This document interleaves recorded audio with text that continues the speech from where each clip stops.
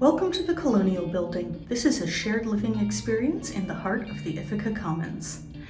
Each studio efficiency apartment comes with its own private bathroom, and there is a communal kitchen on each floor for tenants to share.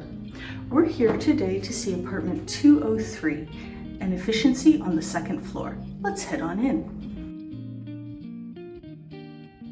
Each studio efficiency comes with its own microwave and mini refrigerator, as well as 5 pieces of furniture: a desk and desk chair, a bookcase, a full-size bed, and a dresser, which in this case has been placed in the closet.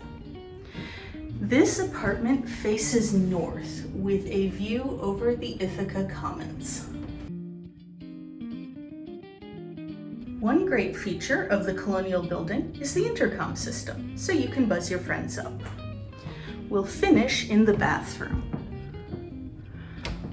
A nice bathroom with a vanity, a medicine cabinet, and a shower and tub combo.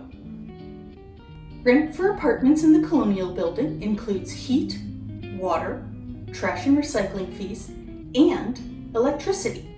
High-speed internet is available upon request. Thank you for coming on a tour of Colonial 203. Call us today for availability.